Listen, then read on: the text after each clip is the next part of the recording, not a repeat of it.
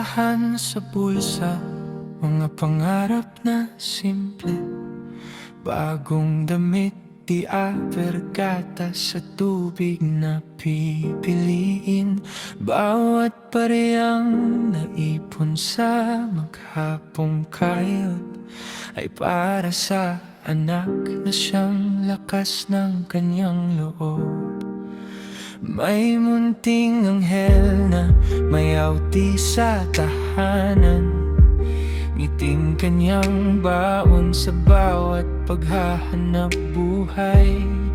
Kahit pagod ang katawan at puyat ang mga mata, pagmamahal sana ang tanging nagpapalakas pa.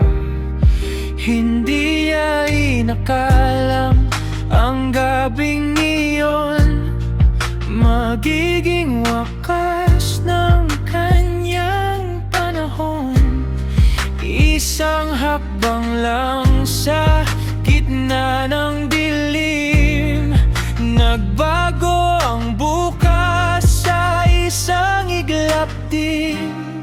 Hindi na yan nabili ang munting pangarap, damit at gatas na para sana sa anak. Hindi na niya nayakap ang batang minamahal, hindi na nasilayan ang ngiting kay tagal niyang pinangarap. Sa hangin ay umailinaw ang ngunit dumating ang lahat ng huli at isang abang tuluyang mamahinga sa dilim. Ang perang nakalaan ay naiwan na lamang, kasabay ng mga pangarap na hindi na natupad. Isang pamilya ang naiwan sa matinding pagluha, isang batang naghihintay sa amang hindi na uuwi pa. Sino ang magpapaliwanag sa musmos na isipan na ang kanyang bayani nasa piling na ng may kapal?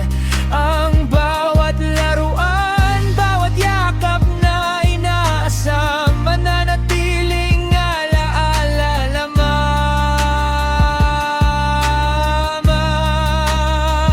Panginoon, dinggin mo ang aming panalangin, huwag mo nang hayaang maulit ang ganitong hapdi. Ingatan mo ang bawat naghahanap buhay na lumalaban para sa kinabukasan ng kanilang mahal sa buhay.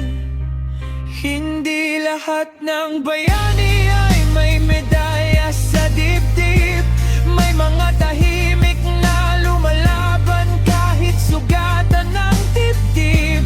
Para sa pamilya, para sa anak na naghihintay, handang ibigay ang lahat kahit sariling buhay. Dalangin namin sa iyo, Diyos na dakila, yakapin mo ang bawat pusong naulila, at naway wala ng pamilyang magising sa sigaw na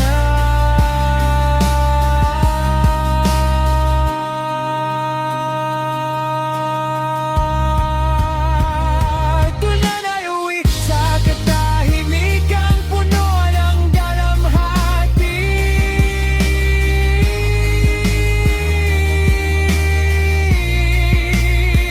Sa bawat magulang na lumalaban araw-araw, saludo kami sa inyong walang sawang pagmamahal.